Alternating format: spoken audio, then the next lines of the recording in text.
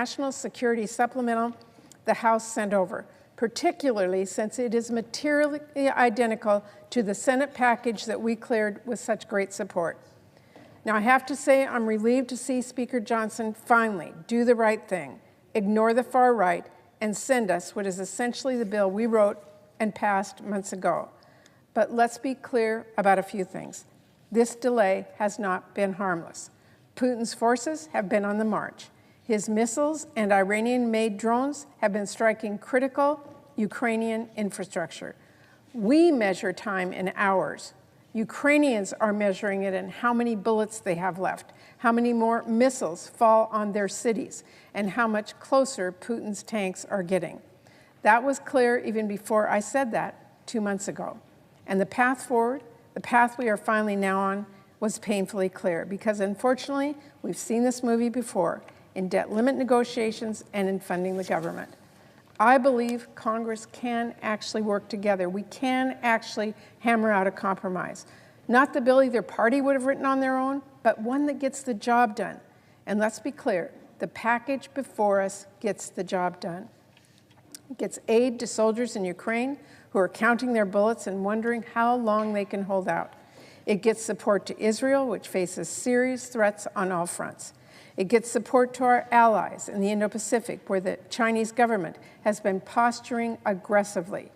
And it gets critical humanitarian aid to civilians in Ukraine, Sudan, and Gaza, including kids who are caught in the crossfire, who are in desperate need of food and water and medical care. That was a red line for me. I pushed hard at every stage of this to make sure we provide humanitarian aid. At every stage of these negotiations, I made clear Congress will not advance a supplemental that fails civilians. I will not let us turn our back on women and children who are suffering and who are often hit hardest by the fallout of chaos and conflict. Madam President, at a time when the world is watching and wondering if the U.S. is still capable of meeting the challenges before us, if we are still united enough to meet them, this package won't just send aid, it will send a message. It will show our allies our word is still good, and we will stand by them in times of need. It will show dictators that our warnings are serious, and we will not let their flagrant attacks go unchecked.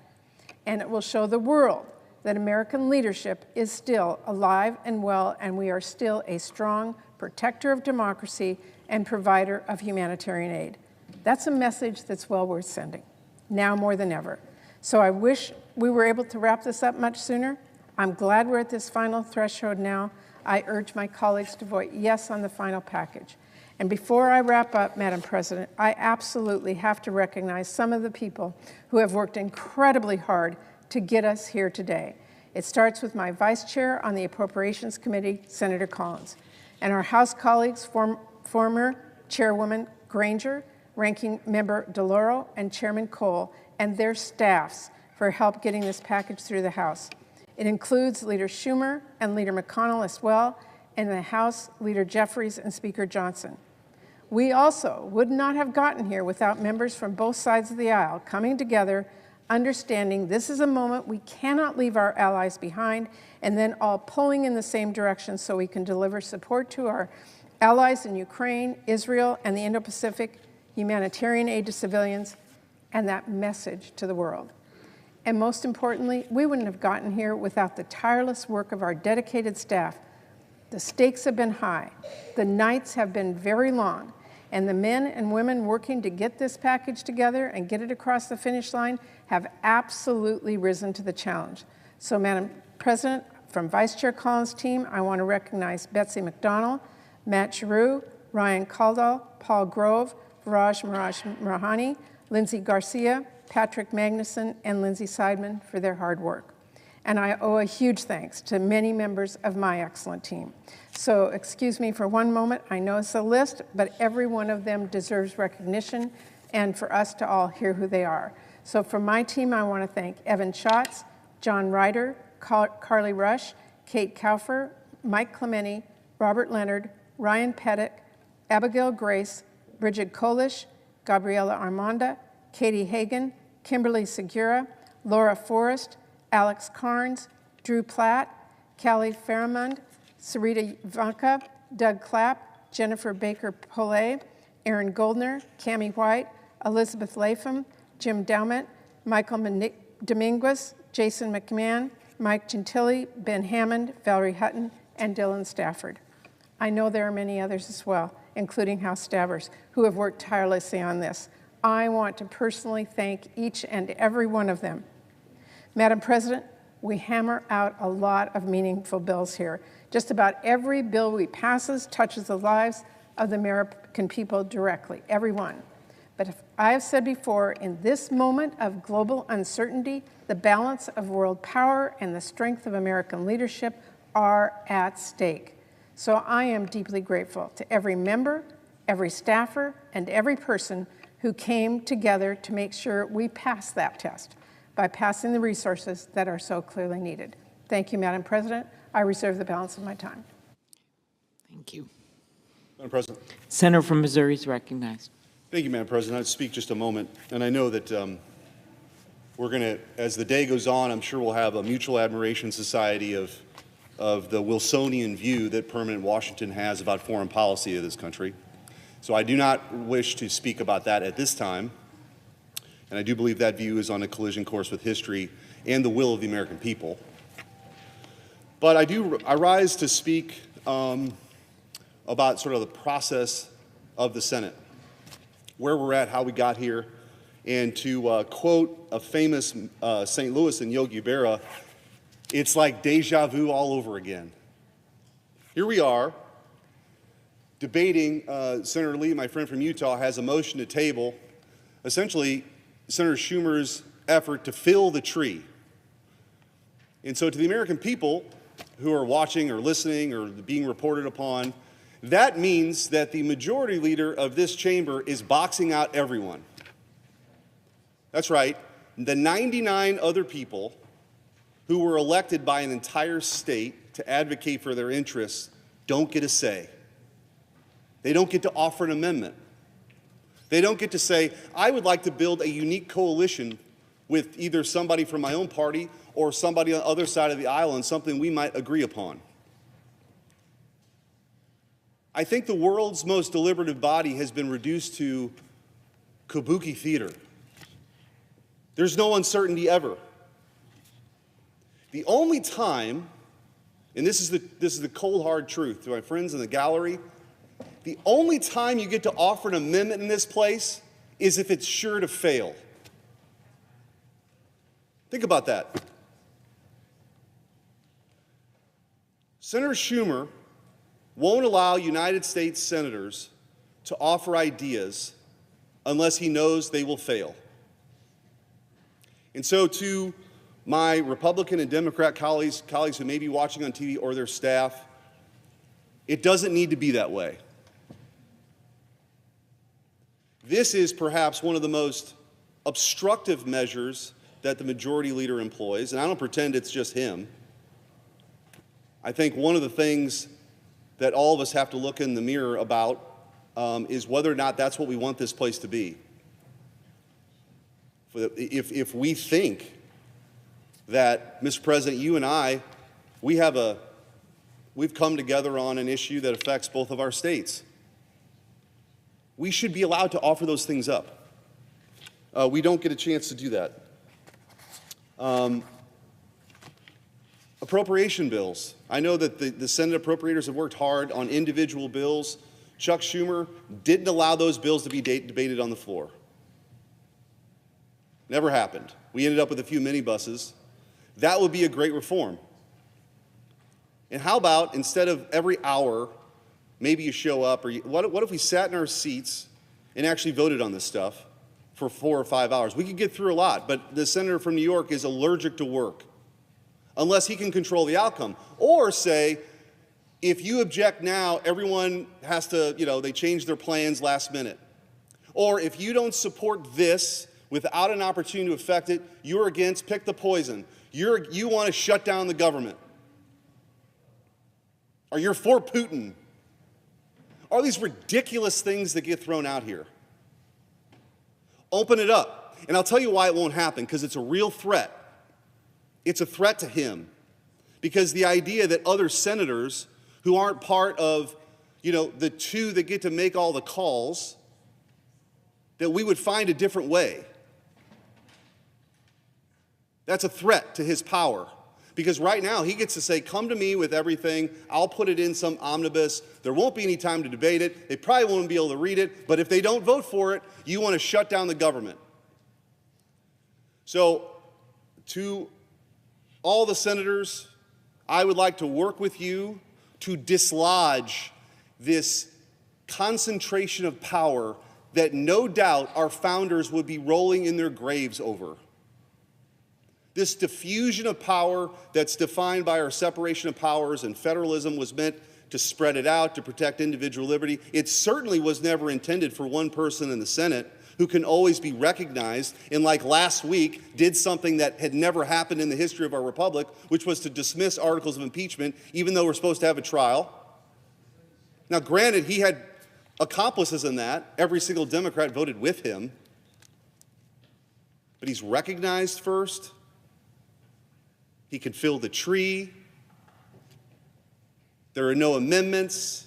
We have to beg to be heard, which is why I objected to that farce last week. I don't think it's becoming of a United States senator to say, oh, thank you, Senator Schumer, for giving me 2 minutes to speak. Anyway, there's a better way. It's playing out again here today because we are essentially taking what the House gives us. The upper chamber is capitulating to the House to say, we can't actually affect this thing. We can't change anything. And if you do it, pick the poison. You're threatening the security of another country or something ridiculous. So with that, Mr. President, I would just hope that this is a clarion call for reform. The Senate is broken. Thank you, Mr. President. I yield back. Mr. President. Senator from Utah. Mr. President, I echo and endorse the wise comments just uttered by my friend and colleague, the distinguished senator from Missouri. What we're witnessing here is the destruction of the legislative process in the Senate. The Senate's here today preparing to vote on one of the most significant pieces of legislation this entire Congress, that is on a bill to send nearly $100 billion overseas, and senators are unable even to offer an amendment to that bill. By filling the amendment tree this afternoon, the Majority Leader has prevented every single member of this body from offering amendments to the legislation, any efforts to improve it. If we want to have any amendment considered, we have to beg the Majority Leader to let it come before the full Senate for a vote. Now, you may remember that just a couple of months ago, we were in a very similar position on a very, very similar bill. Senator Schumer promised a fair and open amendment process on the National Security Supplemental in February of this year. But not one amendment, not a single amendment, was considered on the Senate floor.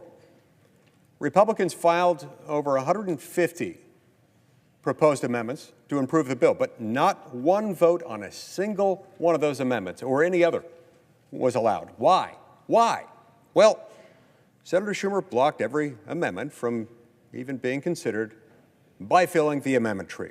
That blocked all of the other 99 senators from participating meaningfully in that process. Now, why wouldn't he want amendments? That is, after all, the hallmark characteristic of what defines us as a body. It's why we call ourselves the world's greatest deliberative legislative body. So why wouldn't he want those? Well, I think it has a lot to do with the fact that an amendment might point to some of the weaknesses in the bill, some of the defects of the bill. It might prompt members to, slow down and ask whether this is a prudent idea to send a lot of humanitarian aid to Gaza, up to $9.5 billion of it that could go there, with minimal guardrails, where Hamas will with certainty seize it to wage war against Israel. Or if the U.S. taxpayer should be footing the bill for quote-unquote gender advisors in Ukraine's military. Should they really vote for a bill that does this? That's what an amendment forces all of us to ask ourselves and decide. on one particular question or another.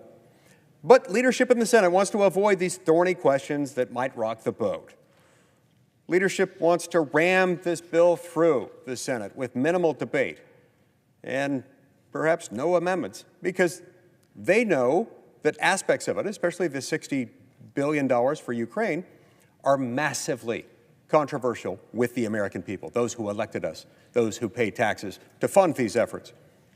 Now, my colleagues and I are working in good faith to reach a unanimous consent agreement to bring forward a handful of amendments and set up a standalone vote in exchange for expediting the passage of the bill.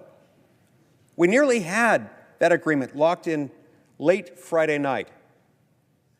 An agreement to vote on just 2 amendments and 1 standalone bill.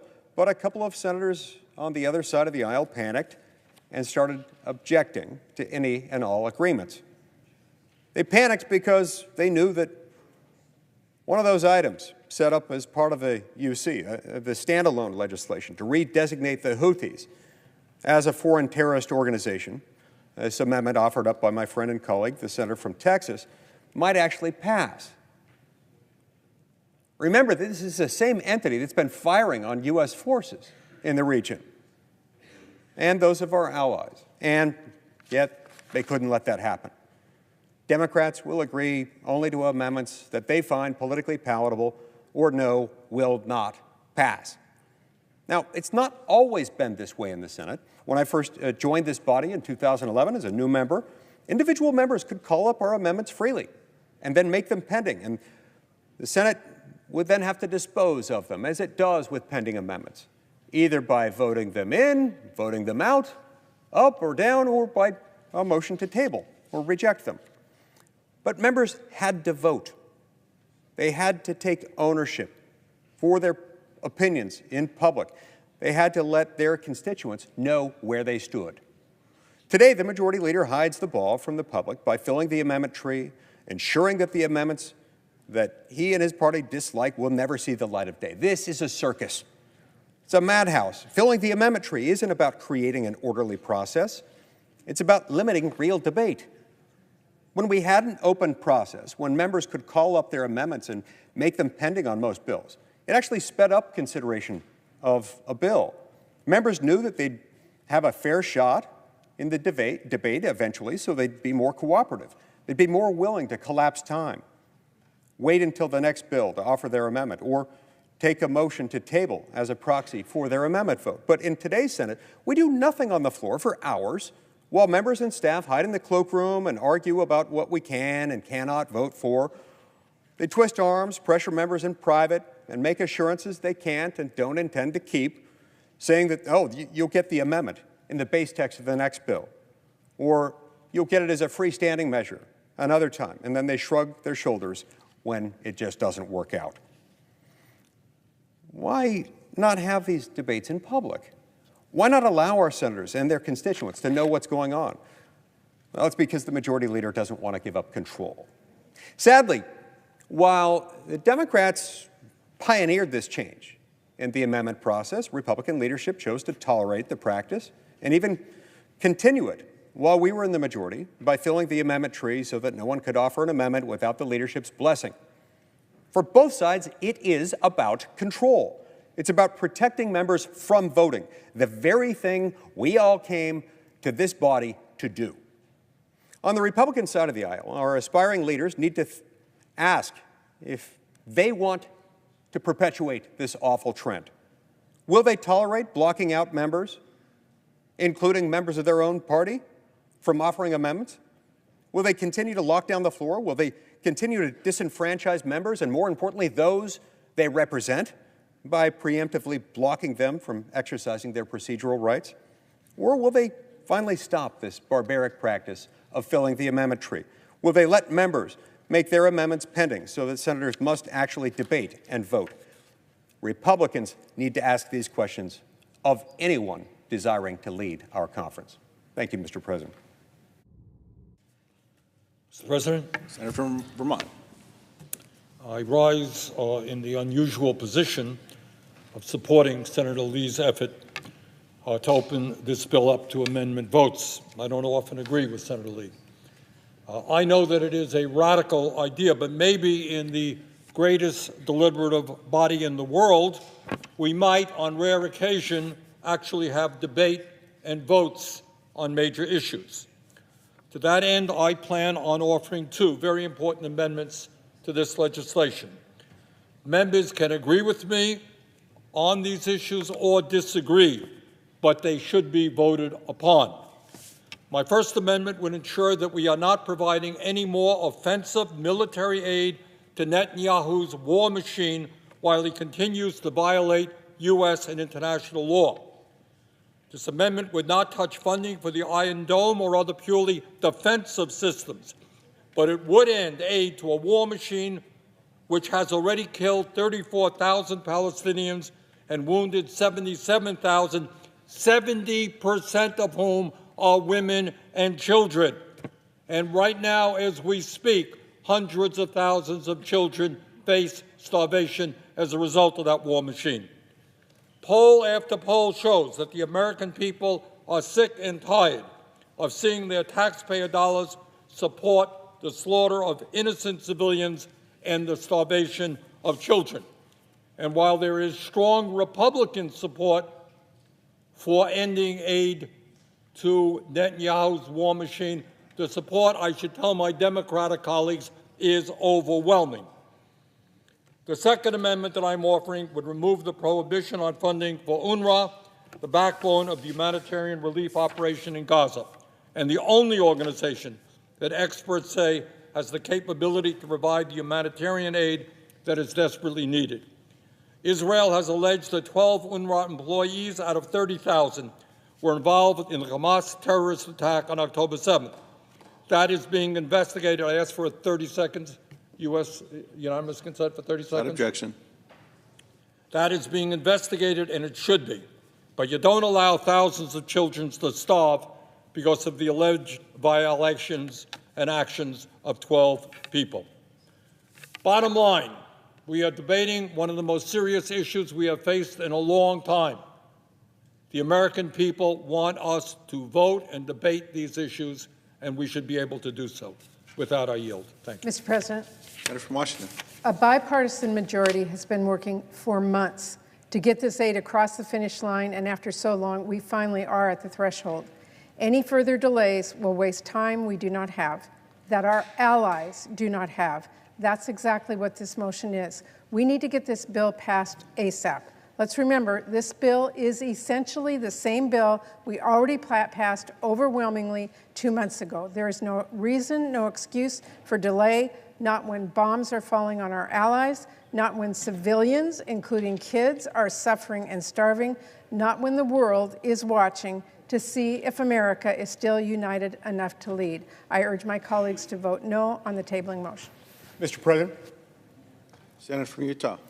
Mr. President, we just heard the astounding claim that it would be, quote, a waste of time to allow individual senators to come here and do what they were elected to do, which is to offer improvements to pending legislation.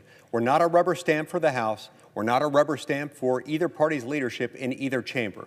We're United States senators, and we should be able to vote as such. And so I'm asking for the support of my colleagues in tabling the amendment tree so that we can have the fair and open process that Senator Schumer promised the last time we addressed the National Security Supplemental. If we table the tree, members could actually finally be able to call up their amendments on the floor instead of begging Senator Schumer to give his blessing for their consideration. If you support a fair and open amendment process, if you want to improve the bill, you should support my motion to table. This will not create the post-apocalyptic hellscape that those in leadership would have us believe will ensue. There will not be dogs and cats living together in the streets, nothing out of the book of Revelations. We will just find ourselves in a position of being able to do our job. To that end, Mr. President, I move to table the motion, to refer, and I ask for the yeas and nays. Is there a sufficient second? There appears to be. Clerk will call the roll. Ms. Baldwin, Mr. Barrasso, Mr. Bennett, Mrs. Blackburn, Mr. Blumenthal, Mr. Booker, Mr. Bozeman, Mr. Braun, Mrs. Britt, Mr. Brown, Mr. Budd, Ms. Butler, Ms. Cantwell, Mrs. Capito, Mr. Cardin.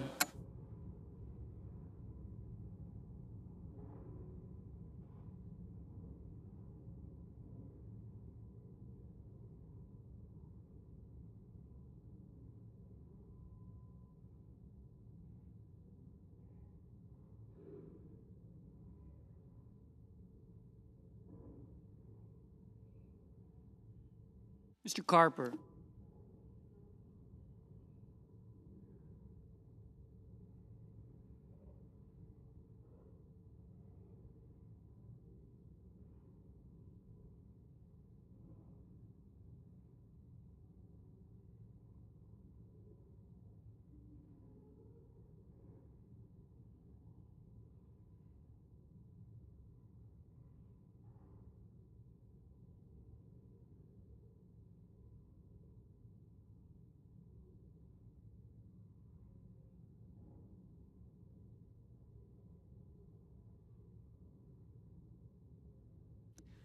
Mr. Casey, Mr. Cassidy, Ms. Collins, Mr. Coons, Mr. Cornyn, Ms. Cortez Masto,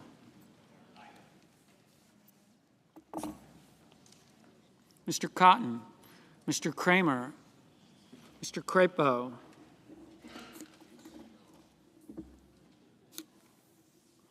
Mr. Cruz, Mr. Daines, Ms. Duckworth, Mr. Durbin, Ms. Ernst, Mr. Fetterman, Mrs. Fisher, Mrs. Gillibrand, Mr. Graham, Mr. Grassley, Mr. Haggerty, Ms. Hassan, Mr. Hawley, Mr. Heinrich, Mr. Hickenlooper, Ms. Hirono,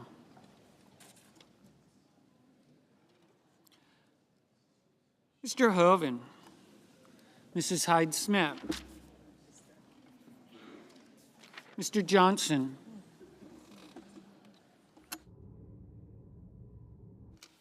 Mr. Kane, Mr. Kelly, Mr. Kennedy, Mr. King, Ms. Klobuchar, Mr. Langford, Mr. Lee, Mr. Lujan, Ms. Lummis,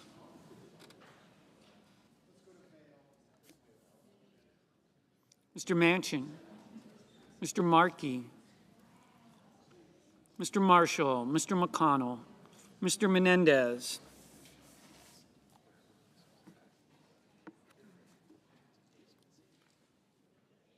Mr. Merkley, Mr. Moran, Mr. Mullen, Ms. Murkowski, Mr. Murphy, Mrs. Murray, Mr. Ossoff, Mr. Padilla, Mr. Paul, Mr. Peters, Mr. Reed,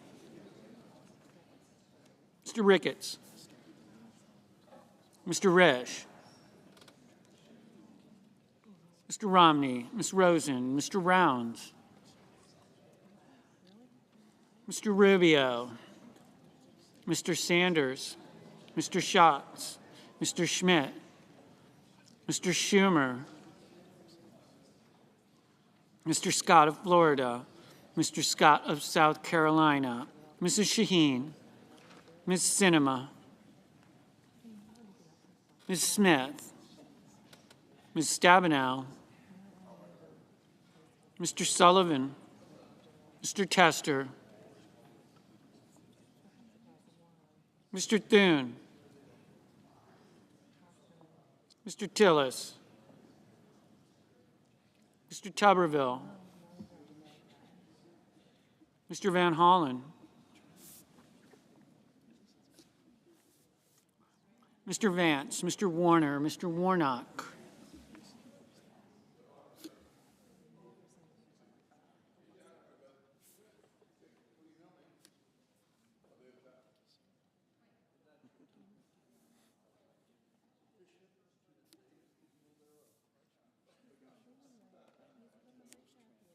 Ms. Warren, Mr. Welch, Mr. Whitehouse, Mr. Wicker, Mr. Wyden, Mr. Young.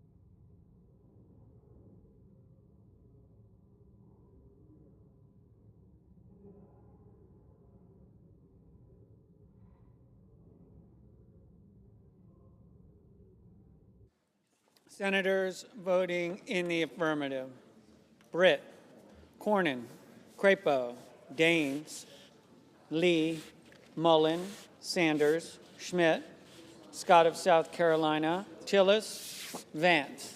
Senators voting in the negative: Cantwell, Cardin, Casey, Heinrich, Kane, King, Lujan, Manchin, Murray, Padilla, Reed, Schatz, Smith, Stabenow.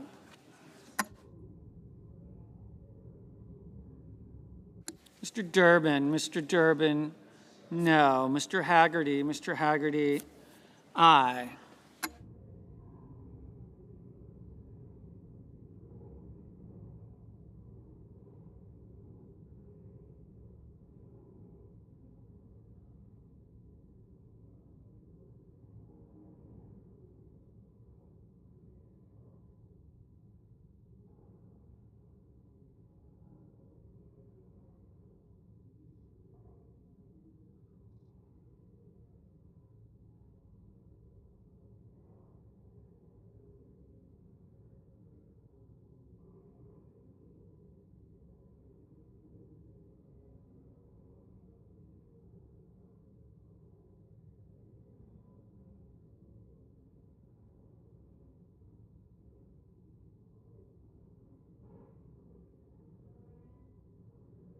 Mrs. Gillibrand, no. Mr. Barrasso, aye. Mr. Whitehouse, no. Mr. Wyden, no.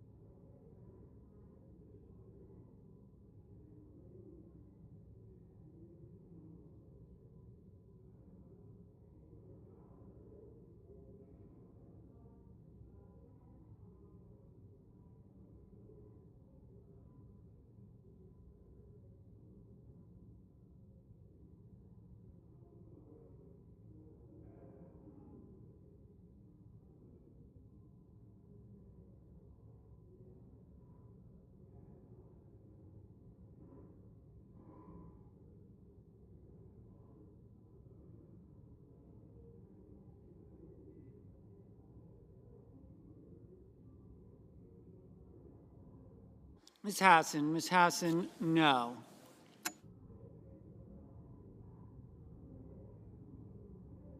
Mr.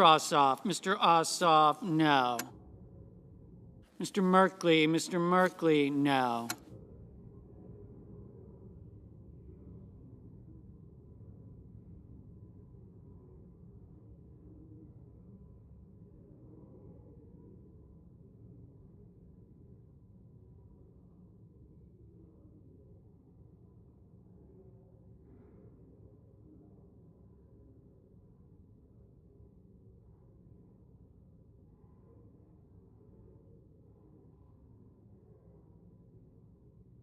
Mr.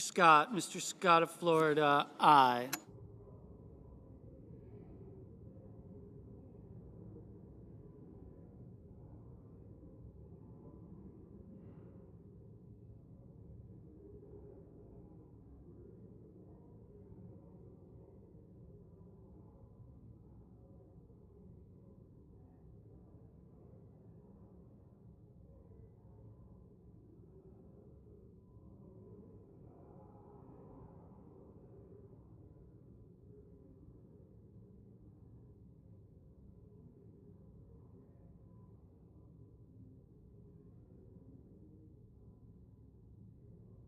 Mr. Thune, aye.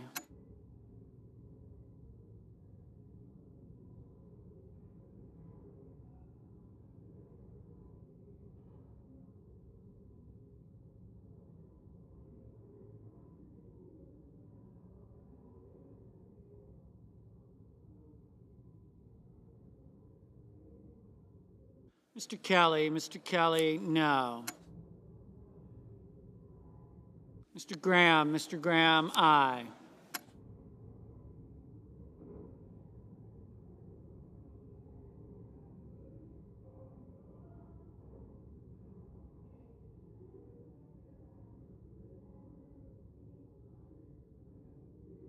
Mr. Rubio, aye.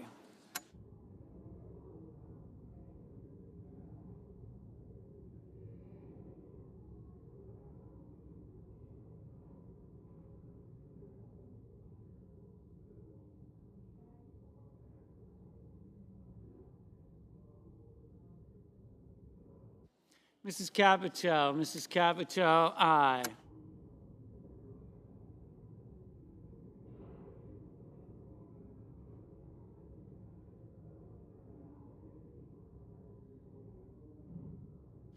Mr. Langford, aye.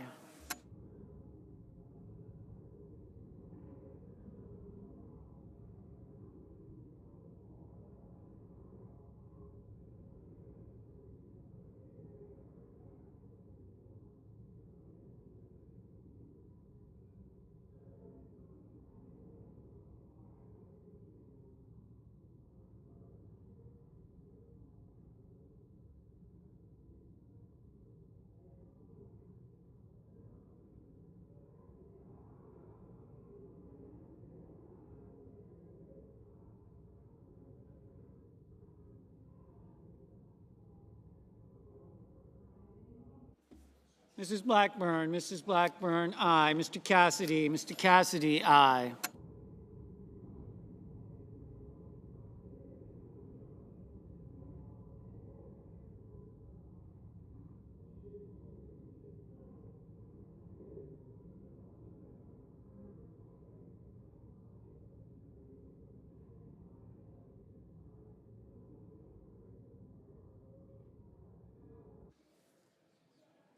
Mr. Young, aye. Mr.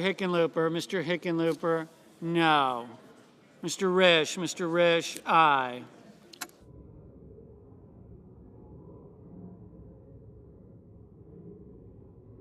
Ms. Baldwin, no.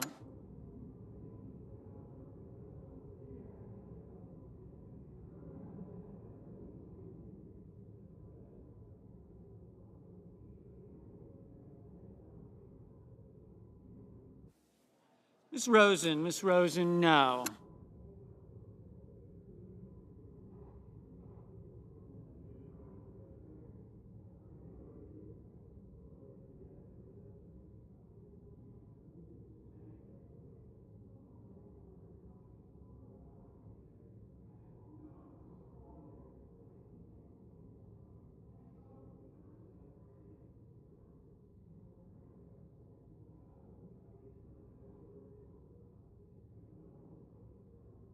Mr. Romney, aye.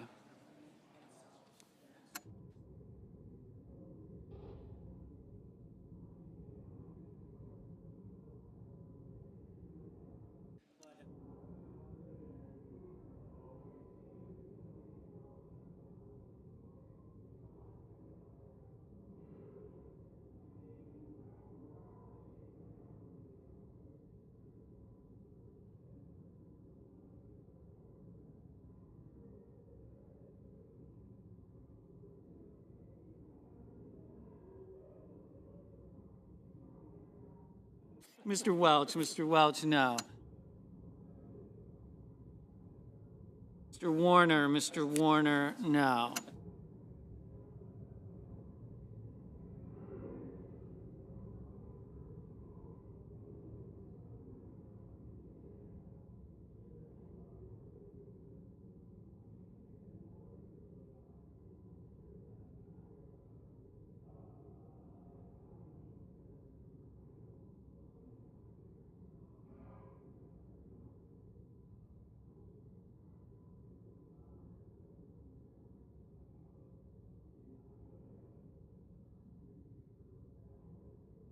Mr. Schumer, no.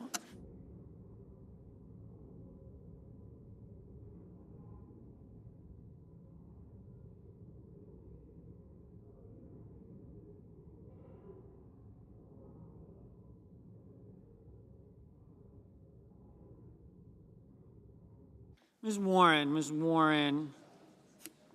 no.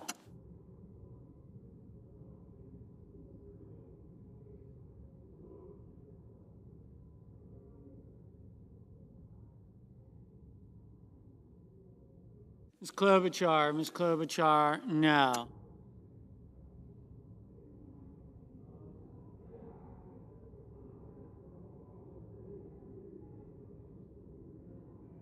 Ms. Sinema, no.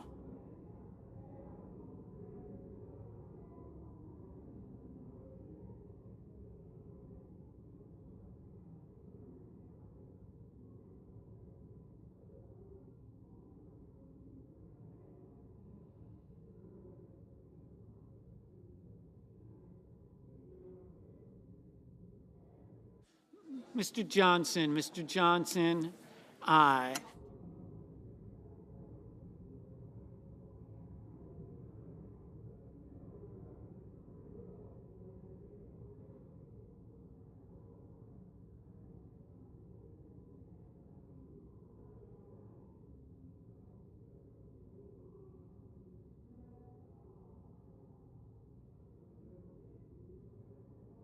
Mr. Fetterman, no. Mrs. Fisher, aye.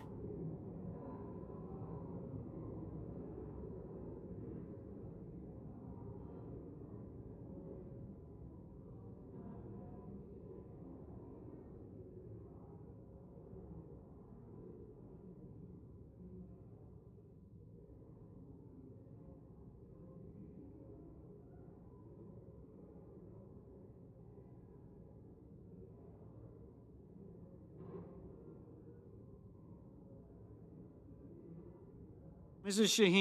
Shaheen, no.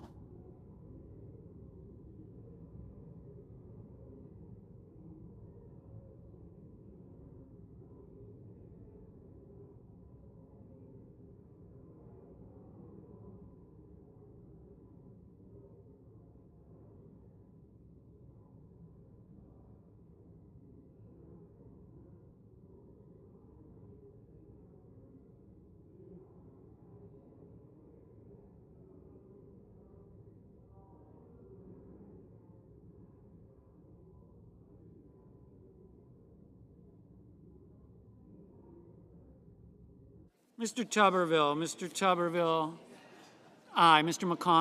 McConnell, aye.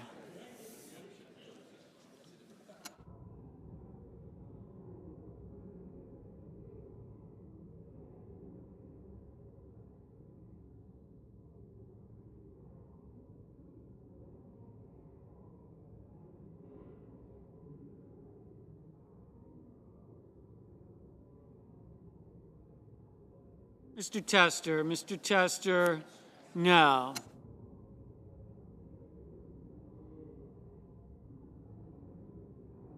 Mr. Bozeman, aye.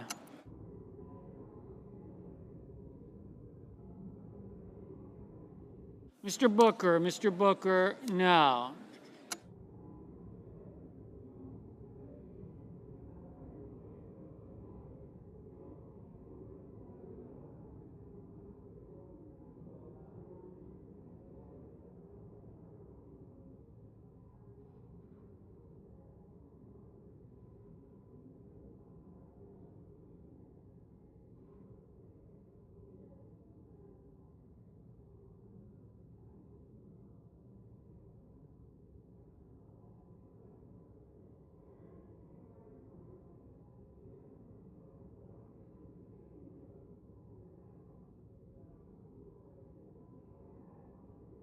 Mr. Marshall, aye.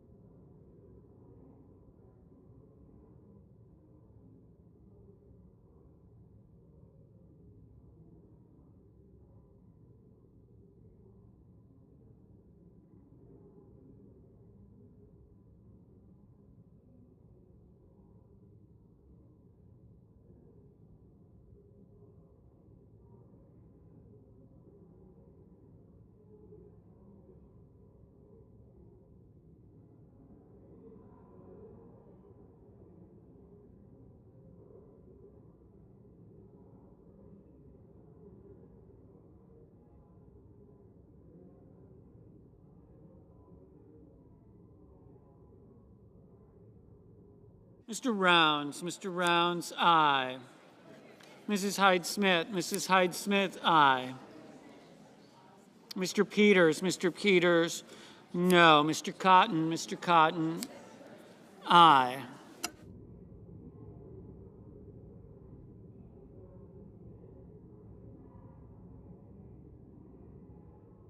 Mr. Kramer, aye.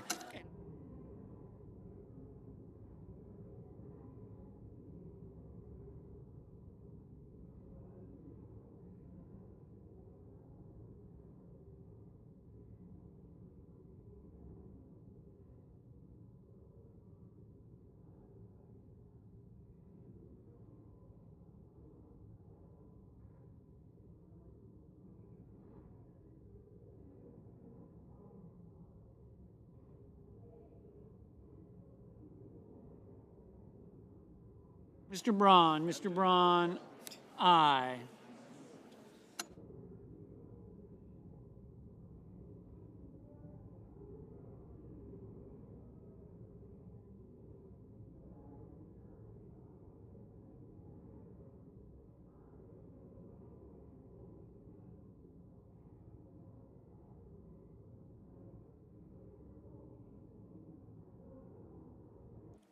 Mr. Markey, no.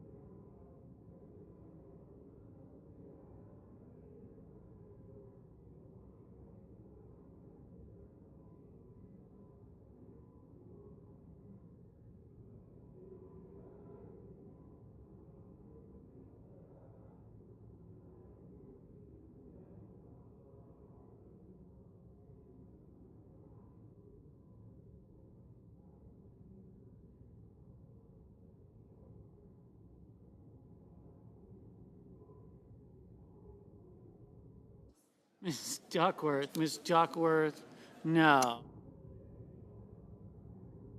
Mr. Hoven, aye.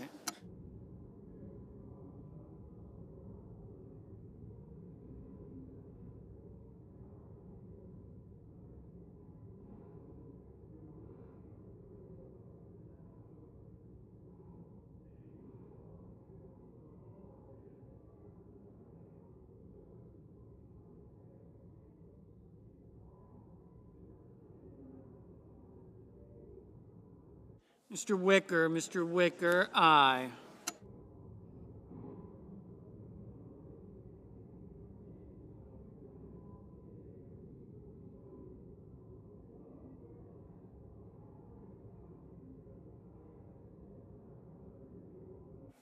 Mr. Brown, no.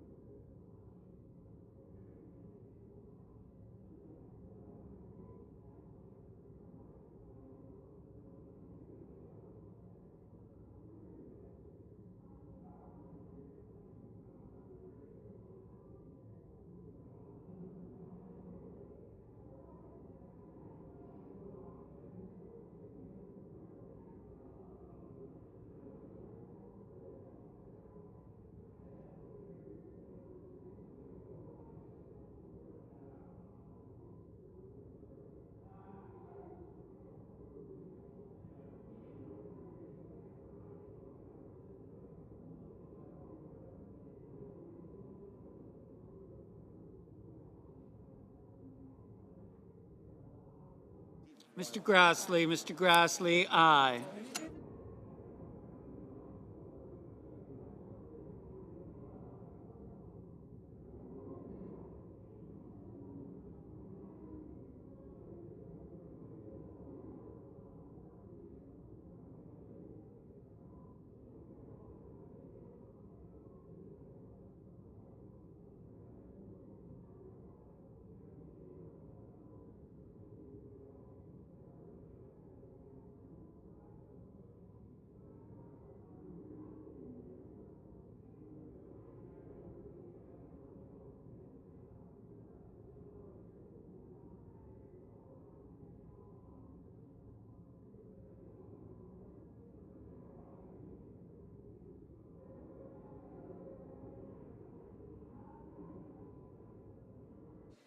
Ms.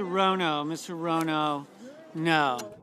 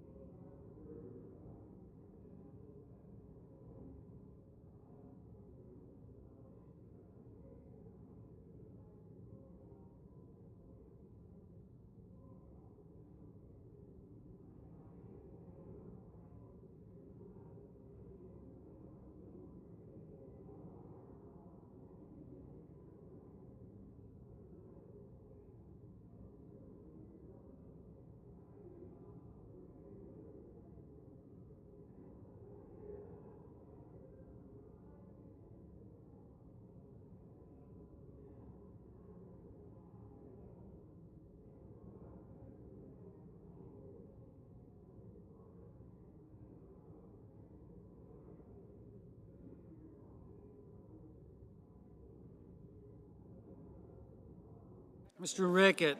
Ricketts, aye.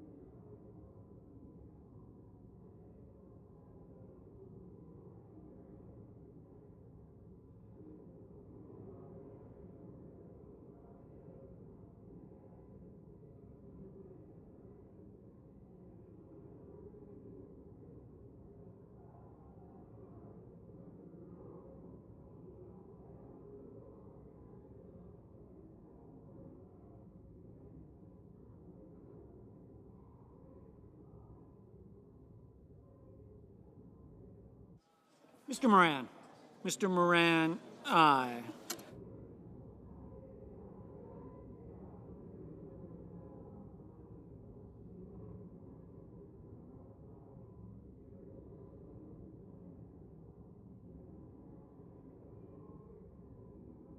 Ms. Ernst, aye.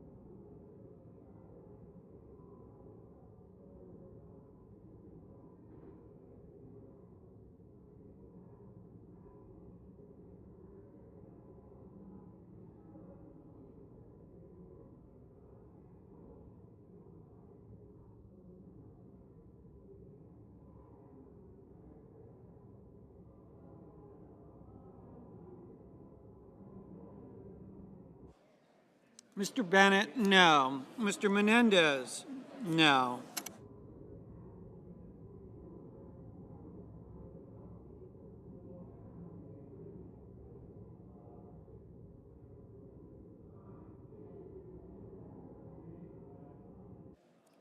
Mr. Murphy, no.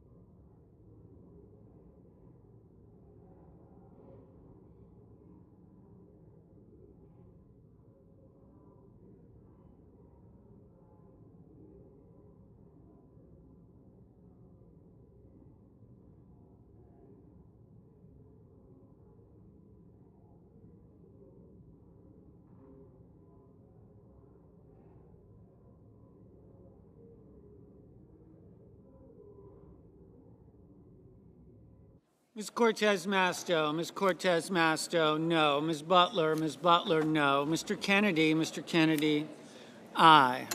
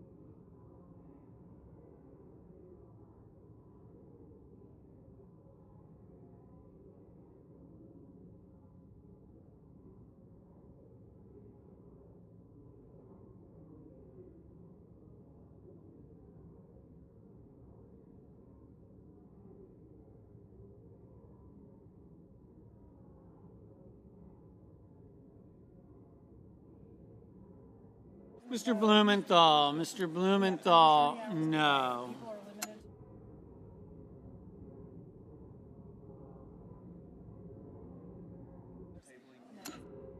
Mr. Budd, aye.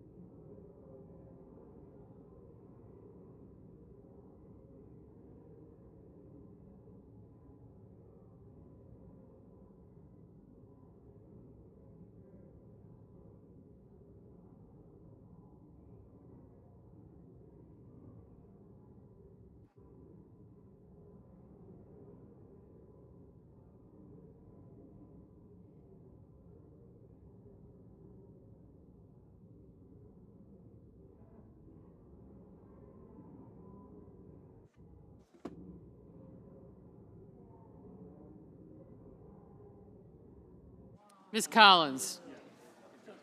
Aye.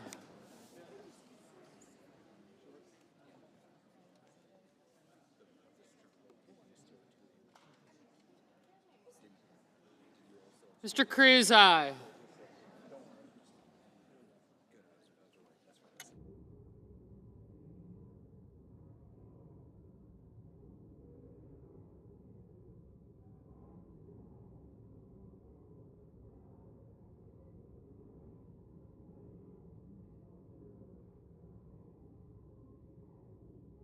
Mr. Van Hollen, no.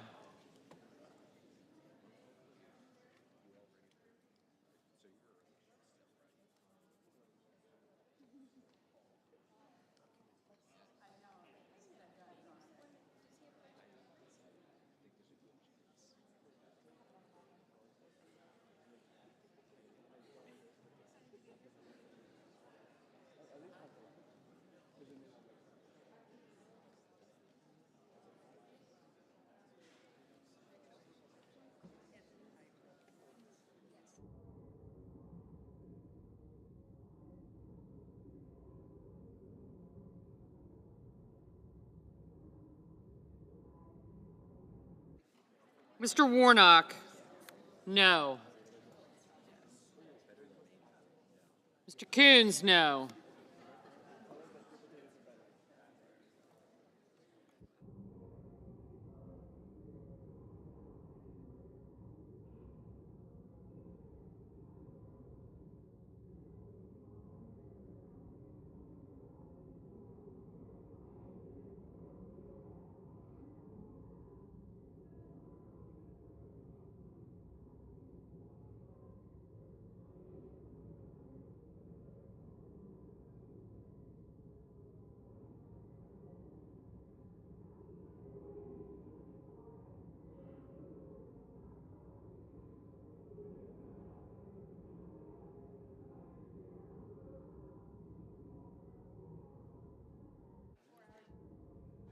Mr. Carper, no.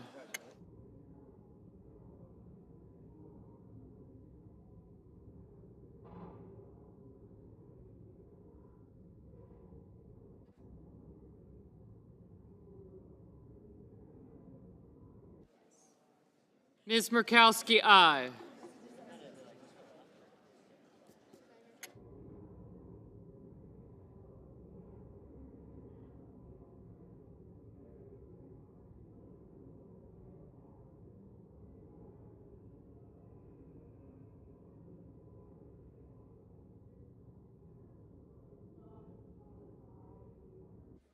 Ms. Lemus, aye.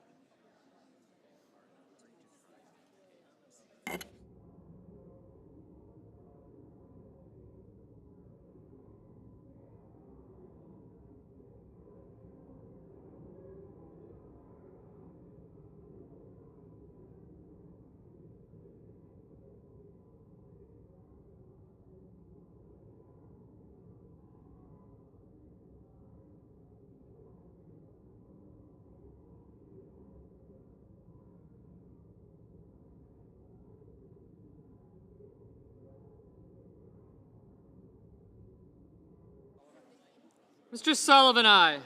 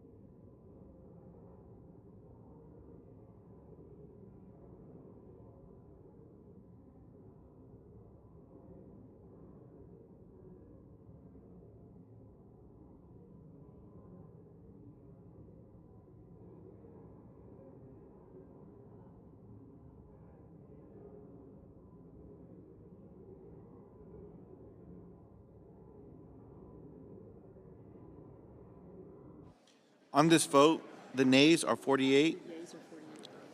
On this vote, the yeas are 48, the nays are 50. The motion is not agreed to.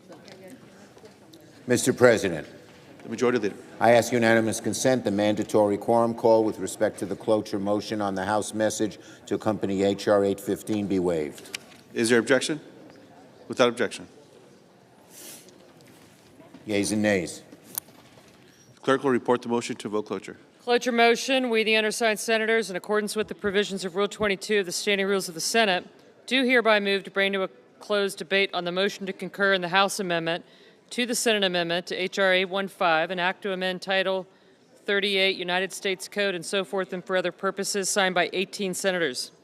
By unanimous consent, the mandatory quorum call has been waived. The question is it the sense of the Senate that debate on the motion to concur in the House amendment to the Senate amendment to H.R. 815, an act to amend Title 38 United States Code to make certain improvements relating to the eligibility of veterans to receive reimbursement for emergency treatment furnished through the Veterans Community Care Program and for other purposes shall be brought to a close.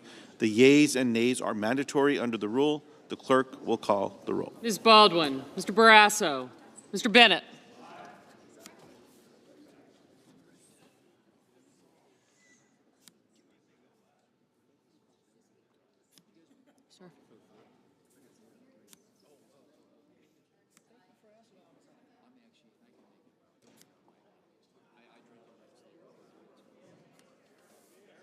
Mrs. Blackburn, Mr. Blumenthal, Mr. Booker, Mr. Bozeman. Gotcha. Mr. Braun, Mrs. Britt, Mr. Brown, Mr. Budd, Ms. Butler, Ms. Cantwell, thank you. Mrs. Capito, Mr. Cardin,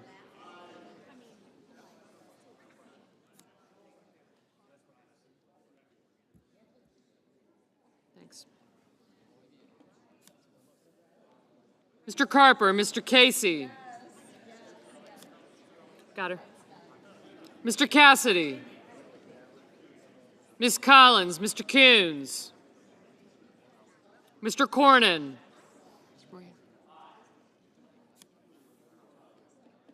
Ms. Cortez Masto, Mr. Cotton, thanks. Mr. Kramer,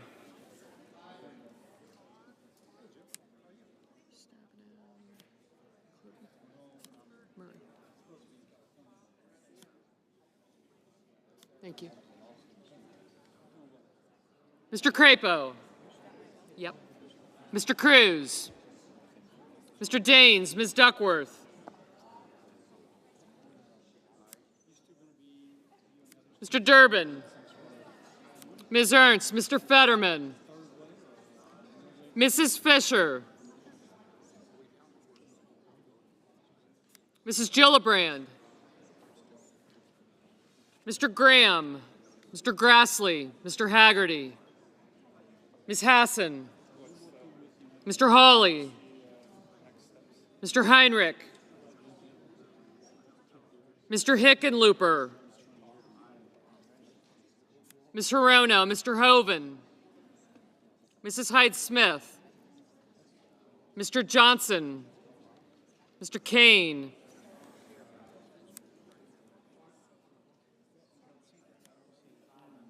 Mr. Kelly, Mr. Kennedy, Mr. King, Ms. Klobuchar, Mr. Lankford, Mr. Lee, Mr. Lujan,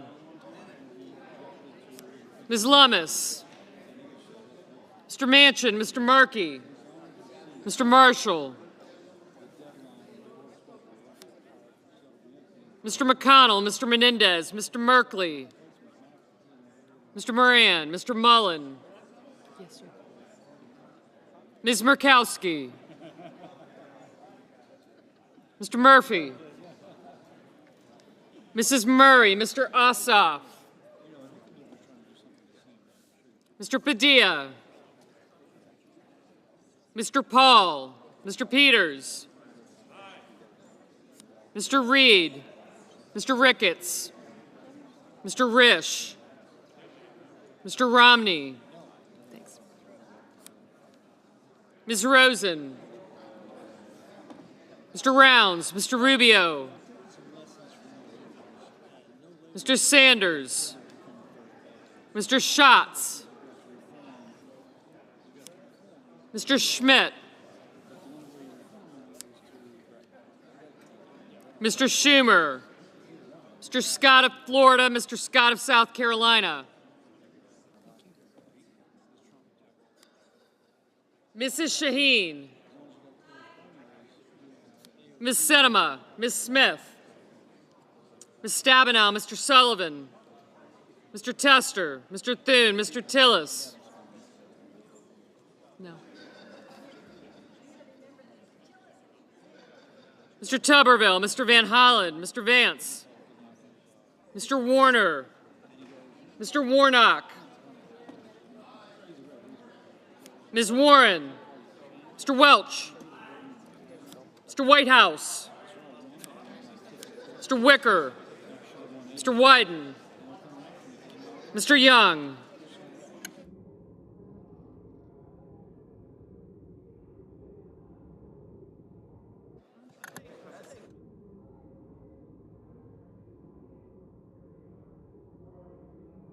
Senators voting in the affirmative: Bennett, Blumenthal, Bozeman, Butler, Carper, Cassidy, Collins, Coons, Kramer, Duckworth, Durbin, Ernst, Fisher, Graham, Grassley, Hickenlooper, Hirono, Hoeven, Hyde-Smith, Kennedy, Klobuchar, Lujan, Manchin, McConnell, Menendez, Moran, Murray, Ossoff, Peters, Reed, Rounds, Schatz, Schumer, Shaheen, Stabenow, Sullivan, Thune, Tillis, Van Hollen, Warnock, Welch, Whitehouse, and Wicker.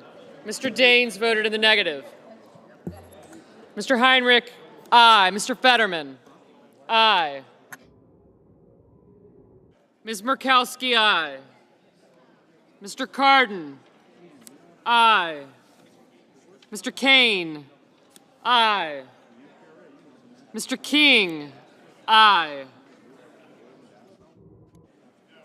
Mr. Lee, no.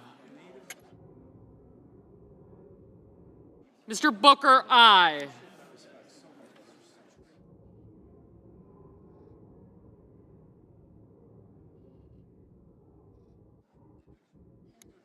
Mr. Cotton, aye.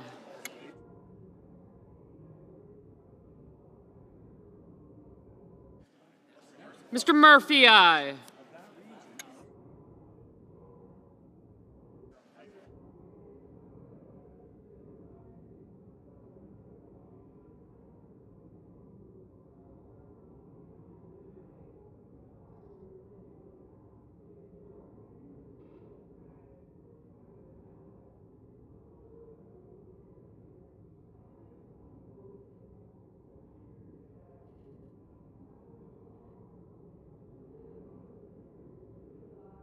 Mr. Budd, no.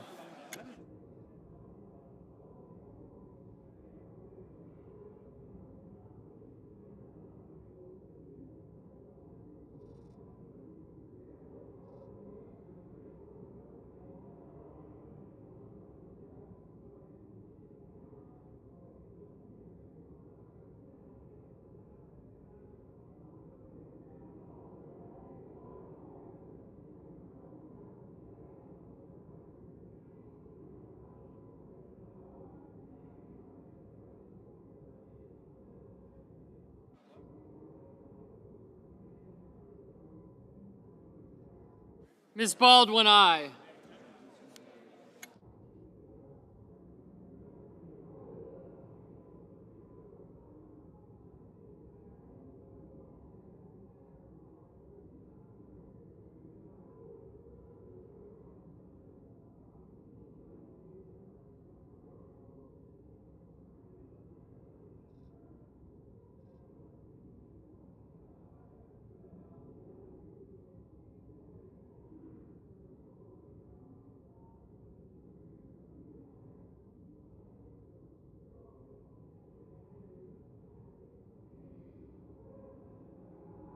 Mrs. Britt, aye.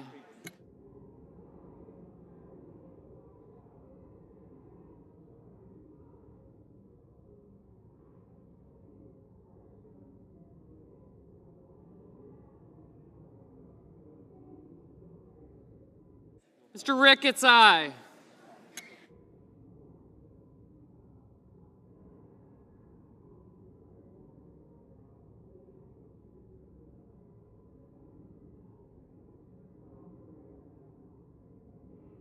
Mr. Tester, aye. Mr. Merkley, no.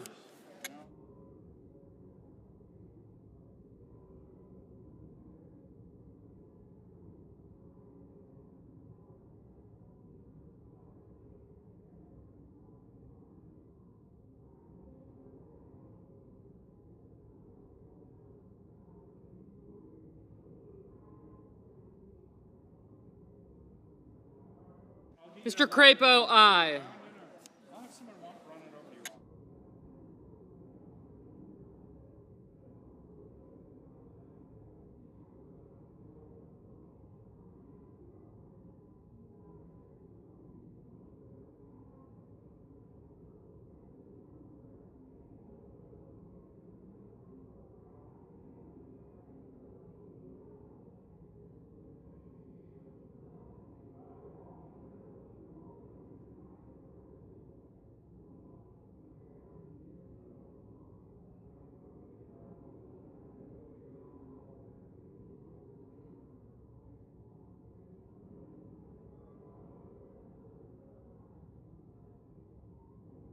Mr. Langford, aye.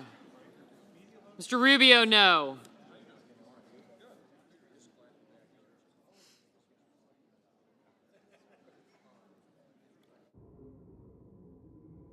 Mr. Hawley, no.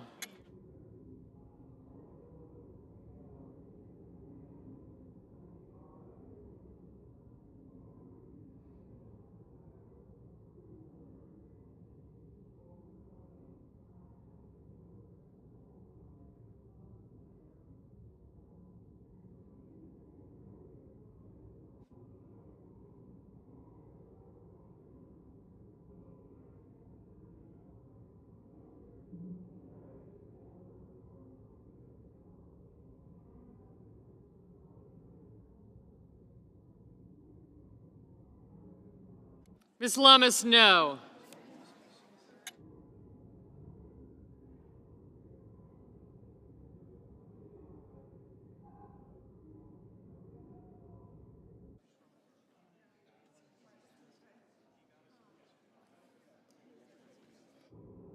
Mr. Risch, aye. Mr. Schmidt, no.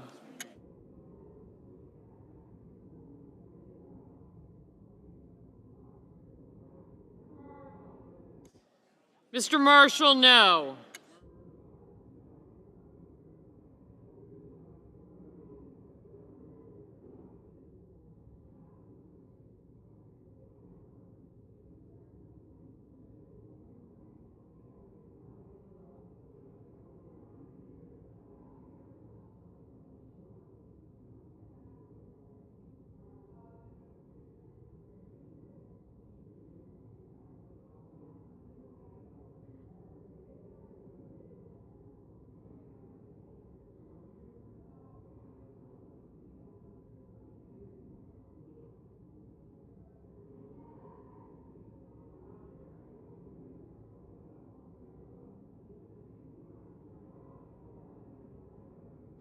Mrs. Blackburn, no.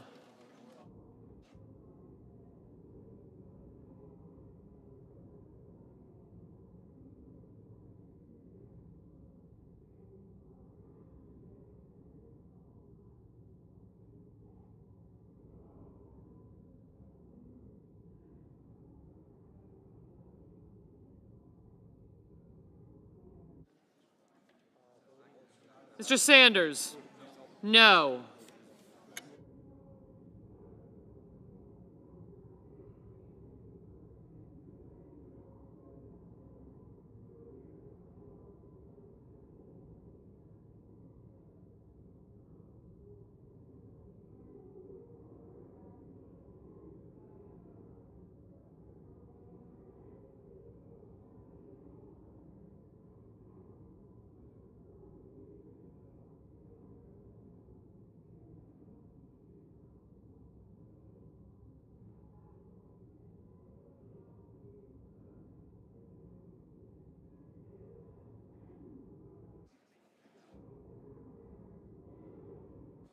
Ms. Cantwell?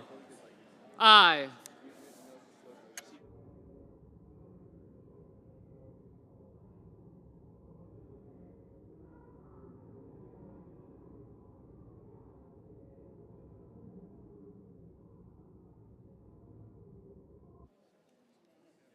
Mr. Wyden? Aye. Mr. Casey? Aye. Ms. Sinema? Aye.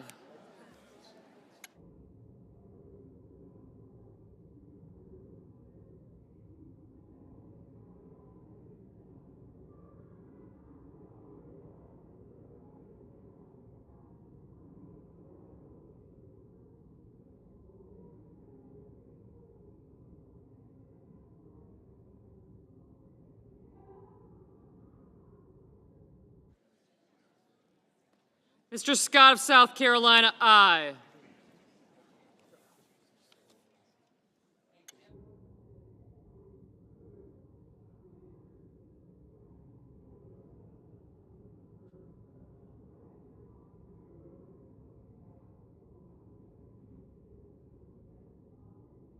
Mr. Kelly? Aye.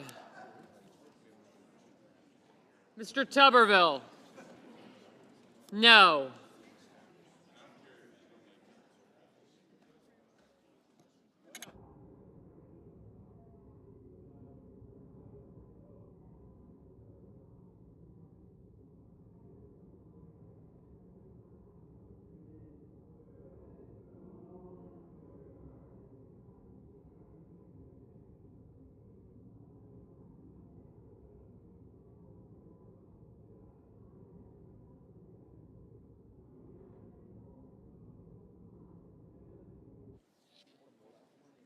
Mr. Johnson? No.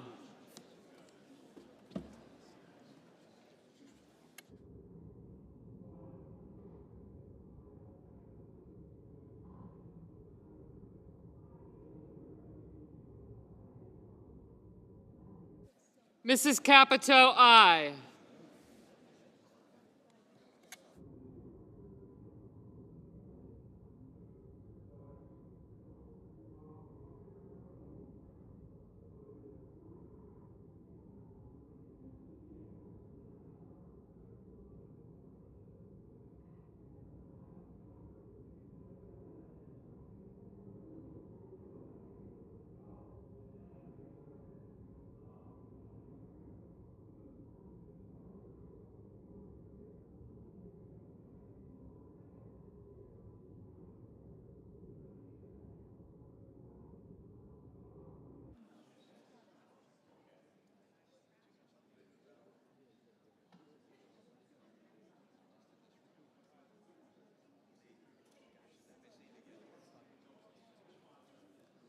Mr. Romney? No. Mr. Romney? Aye. Ms. Rosen? Aye.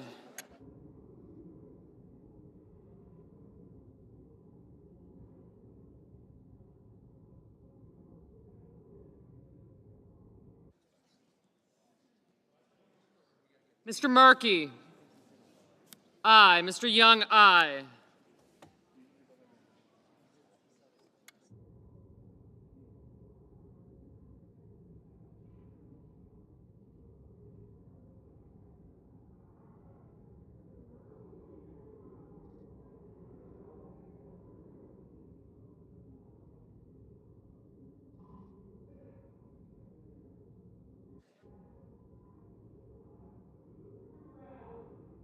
Mr. Brown? Aye.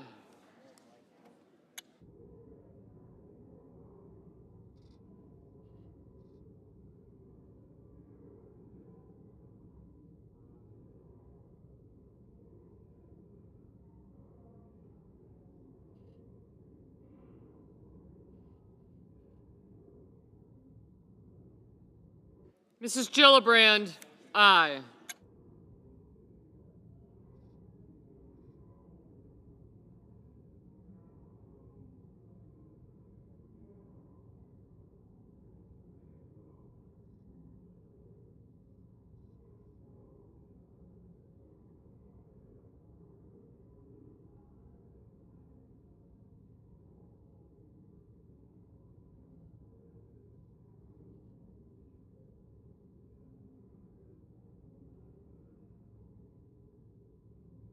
Mr. Cornyn, aye.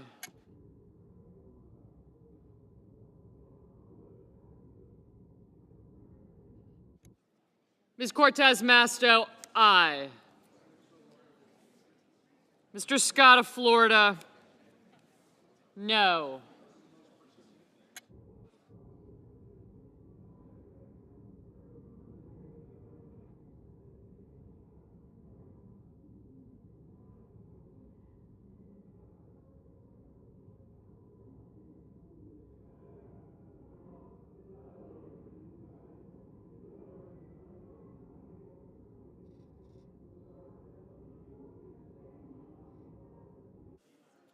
Mr. Cruz, no.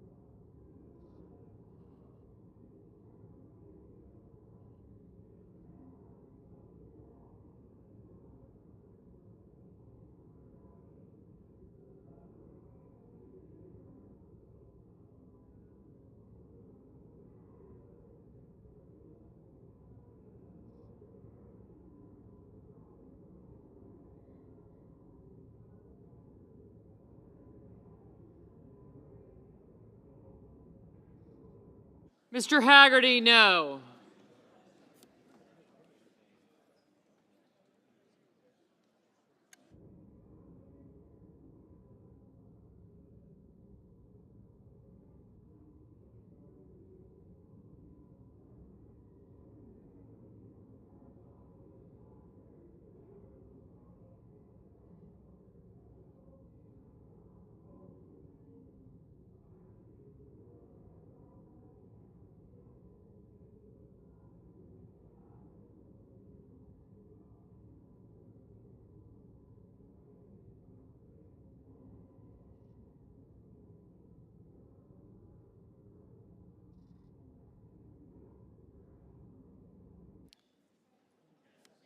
Mr. Barrasso, no.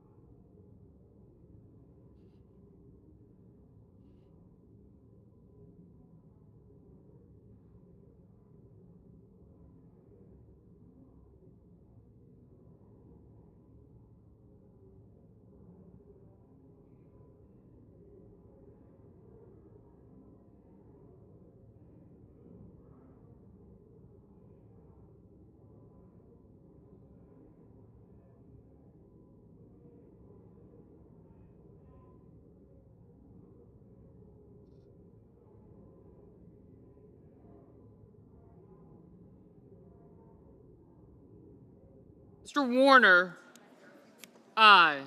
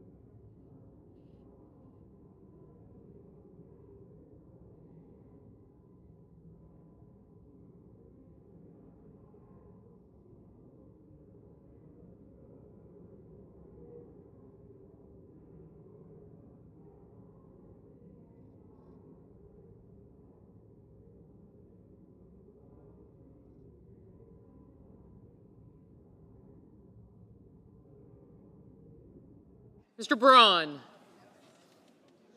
No. Mr. Mullen? Aye.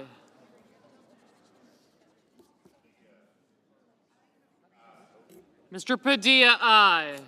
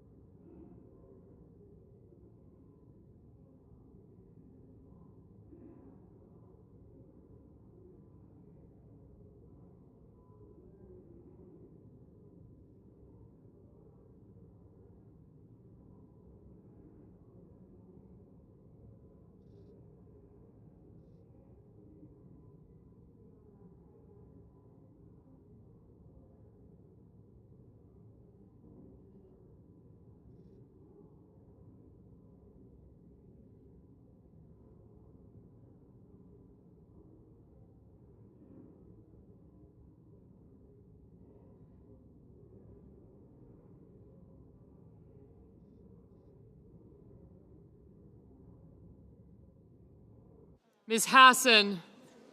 Aye. Oh, I'm sorry. Ms. Smith? Aye.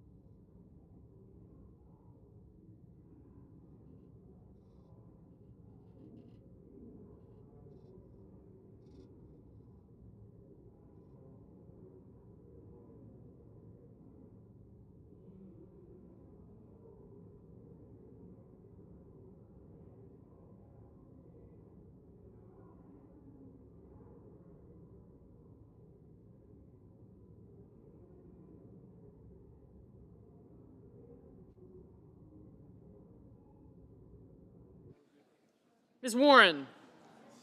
Aye. Mr. Vance? No. Ms. Hassan, aye.